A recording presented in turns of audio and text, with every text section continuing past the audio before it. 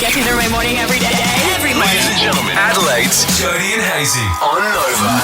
Toddlers in particular can say outrageous things. And sometimes when a toddler speaks, you're like, where the hell did you get that information from? How did your brain manifest that? It's unbelievable stuff, isn't it? I told you just recently, my 5-year-old was in the shower and her dad walked in to get her out of the said shower, and she turned to him and said, "You need to respect my privacy.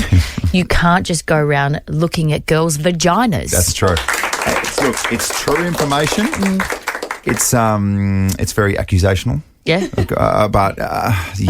And you're like, what do you mean? How has your brain developed that sentence? Yeah. It's quite amazing. Also what Mum says to Dad quite regularly. Look at that stuff. Oh, my gosh. It was our daughter's 4th birthday on the weekend, a little party, and we were just, at one stage we were just exchanging what our toddlers have shared with us. Great. And a mate was saying how one of his mates, they were going through toilet training with their 2-year-old boy.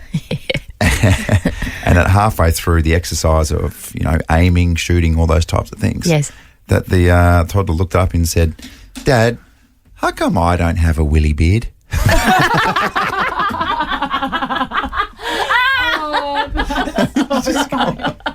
There's no way that he could have gathered that information. He's seen that he's got a beard on his face. Yes. He's seen what's going down there. Yeah. He's seen that he's got some sort of a beard down there, and he's just mixed 2 and 2 beautifully. Oh, my God. It's really perfect. That isn't is it? so, wholesome. Really cute. It's really wholesome.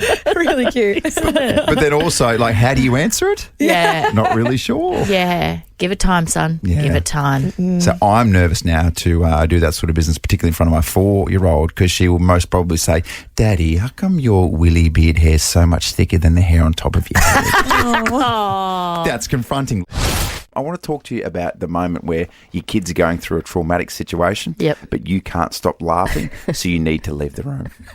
I think we've all been there at some stage as parents. Absolutely we have. Where they're distraught and you're like... Yes, and there was an incident in our household yesterday where both my wife and I were in that situation. And unfortunately, our little Lottie, who's a 4-year-old little lady with so much sunshine, was in tears.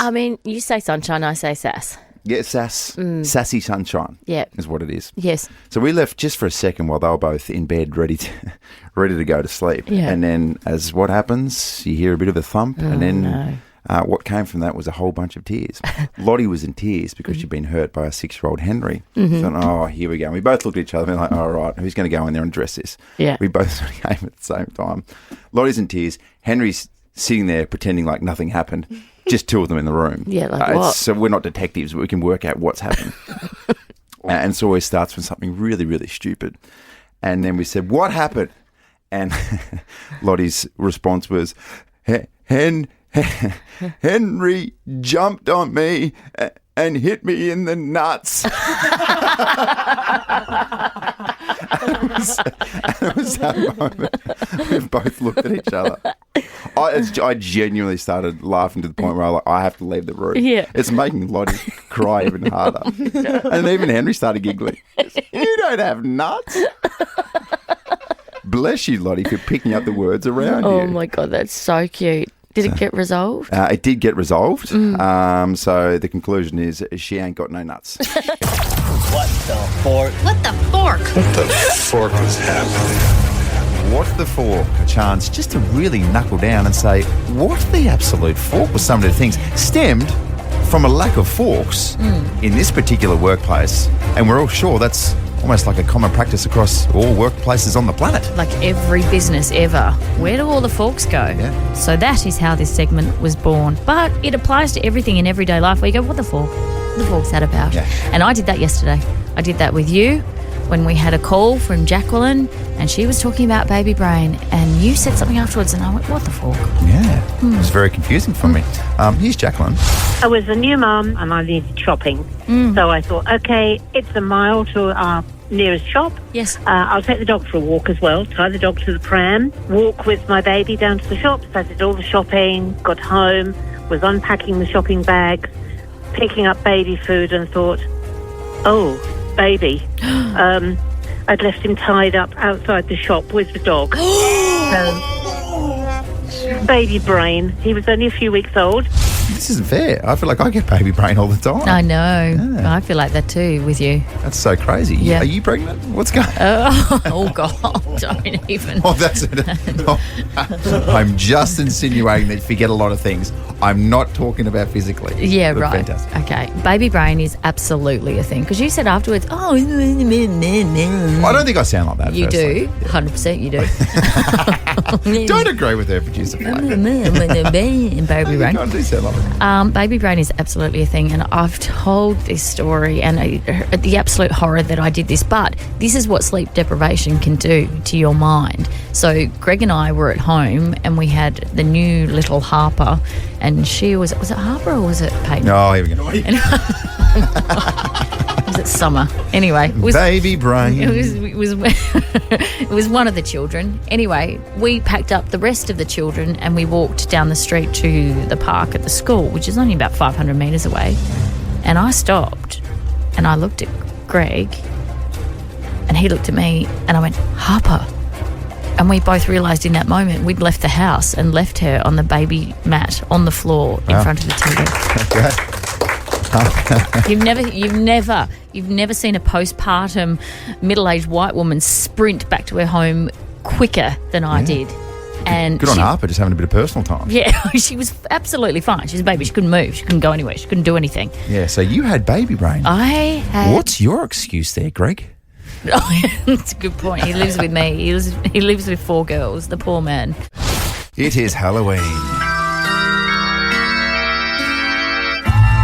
Let's talk scary movies, shall we? And in particular, those movies that really scarred you as a kid. Yeah, those things that you watched as a kid and you're like, oh my God, I probably shouldn't have done that. You know when Mum and Dad said don't watch that because that will horrify you? Yes. Yeah. Should have listened. You should have definitely listened. You had one, didn't you? Oh, I've got a good one. Oh, man.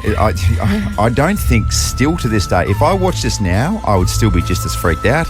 And that is The Exorcist. The demon is a liar. He who makes lies with the truth. Do not listen.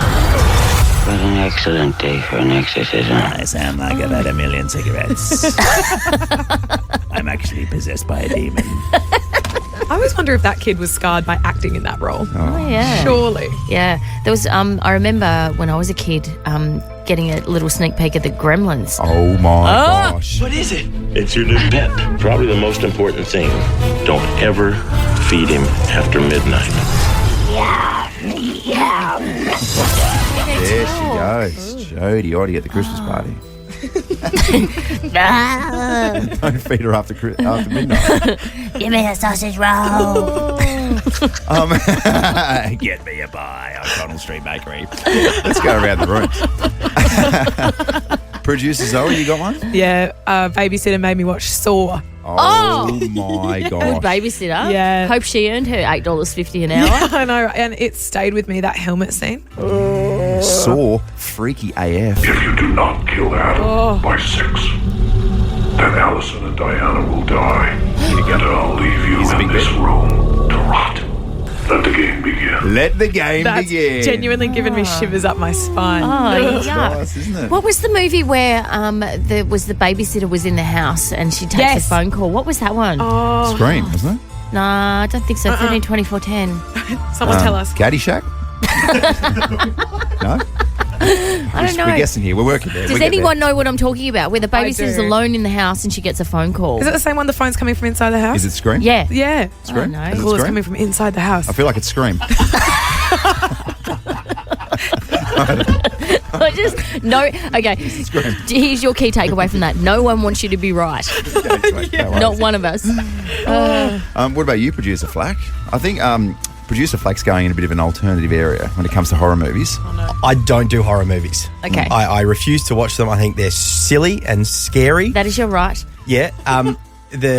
My life changed when Dad let me stay up and he goes, "This is good for your development," and he let me watch Lord of the Flies. Yes. Oh, yeah. Now that's not a horror film, but the kids go a bit crazy, right? Yeah. Yeah. On the island. Yeah. And in primary school, I was a bit of a fat kid. Yeah. And they killed a fat kid with a rock. And I'm like, great, I'm picking it. That's me. And it scarred me for life. Thank you for laughing at my pain. I feel a new nickname coming on. Are we replacing Muff? Are we? Producer watch Piggy. this space. Oh, dear. Oh, 13, 24, 10. Tell us the horror movie that absolutely scarred the you-know-what out of you Yes, as a child. please. We'd love to hear from you. Share your trauma Yeah. on Halloween. We'll soothe you. It's fun, isn't it? Or not. We'll take calls next. Those movies that really, really set you off in a really destructive path as a kid. We're talking scary movies because it is Halloween, in particular those scary movies that really, really messed you up as a child. Yeah, I think The Exorcist ruined you for life, did it not? I tell you what, I always wondered what it would be like to spew out blood by also walking backwards on your hands and feet down the stairs. Yeah. Never got to live it out, but I thought, wow, Do you know that's what? something else. Today's the day. Today could be the day. It's Halloween. Why Yes, not? look, I'm just going to say it, and if you know the movie, you know. There's a moment where they're screaming, "The power of Christ compels you." And what's happening with that crucifix is just not right. it's just not heavenly. It really messed me up.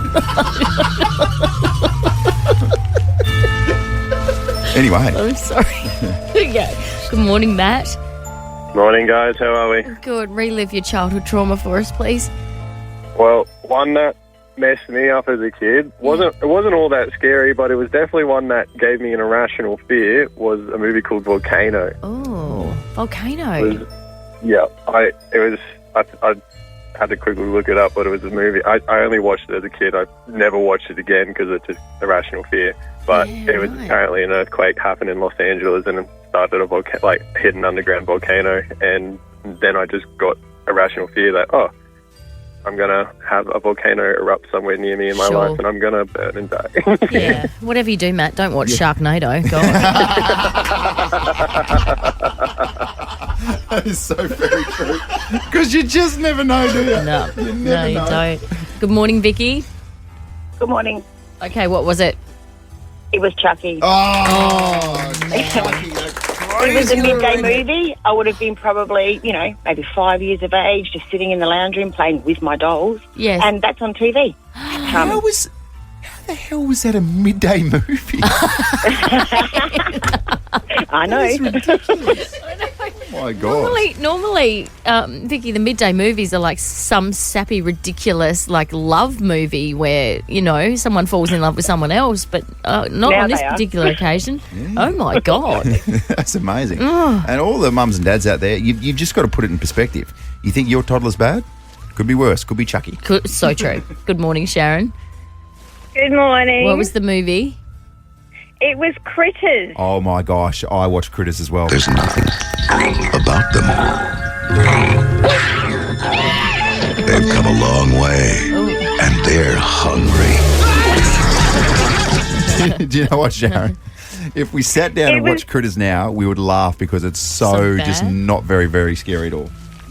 It was the scene where the little girl is sleeping in a single bed and the critter is underneath the bed and she hangs her arms and legs over the edge because it's hot. Yeah. And he comes up from under the bed and eats her feet and hands. And I slept in a bowl for years. I could not couldn't hang over the bed. Isn't that the thing? And then for the rest of your childhood, you're this sweaty little ball in the middle of your bed. In the fetal position. Engulfed by your doona. Absolutely, 100%. Yes, Oh, you poor love. Thank you, Sharon. Cassie round this out for us. my goodness. What was the movie? Good morning. It was Sign, the Alien movie. Oh, yes. But it did so much damage to me. I was so young that I literally left half glasses of water. And if you know the movie, you know that the water is what can, kill the alien. Yes. So I left half glasses of water all around the house for years and drove my parents insane. Like for years, into teenage years.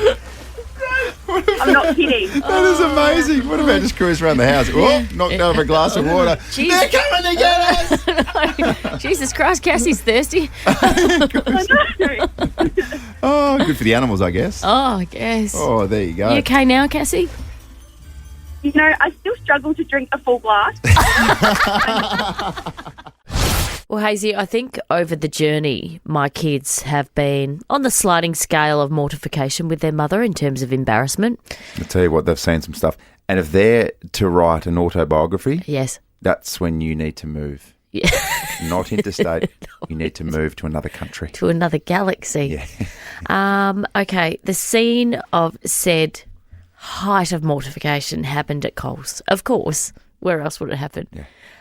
So we moseyed on down to the shops, and I, to my absolute delight, discovered that Coles have a Flybuys deal at the moment where you can buy a Smeg knife block and all the different knives with your points, and I was so excited. Oh my gosh, I'm so happy for you. Thank you. That's really good news. Thank you. I've been in the market for a knife block. Yeah, thank you so much for sharing. Yes, that's okay. And so I was bending over to try and find a black knife block at the bottom. So picture me in Coles, bent over as far as you can bend, as Summer was off looking for all her gluten-free gear. She walked past me and she goes, "Mom! You've split your pants!" So hang on, let's just paint a visual here. You've got a pair of split pants and you're in full, as aggressive as it gets, bent over mode. That's good. That's confronting even when I imagine it, let alone seeing it in the flesh. But they weren't pants either. They were shorts. And oh my God. You know that old expression, they were split from a holder, you know what? Right. They were. Yeah. They really were. And how could you not feel that? Well, I didn't until I did. So then I started to feel around. I went, oh my God, Summer, how long's that been like that? She's like, I don't know. I don't know. with tears streaming down her face. I don't know. I don't know anything anymore. I don't know what's real. I don't know what's fake. And so I'm madly pulling my T-shirt down like that as I'm grabbing my knife block and all the accompanying knives that I can buy on points, and I'm struggling out of Coles. And I looked at her in the car, and she just looked at me and she goes, "Oh my God, Mum, there's been some moments, but that's probably the worst." You can't, can you say which Coles it was? It was the Avenues. I'm always at the Avenues. You can never go back there ever again. Well, I have to, because I've got to redeem my points to get my knives. There she is. There she is. Did she take to her own shorts with those knives? Oh my God. Everyone's painting a picture right now, and do with it what you want. But yeah, we're all in the same boat now as you. Well, there are photos. So when I got home, my husband thought it was hilarious. So he took a couple of photos of me at the fridge with my said split. And I said, "Oh, send me those." He goes, don't you dare send them to Nova. Don't you dare. They'll put them on the socials." And I was like, "No, they won't if I tell them not to." He goes, "They want the clicks." Are you saying that if people go to @Jody and Hazy right now on Instagram, it might be up there?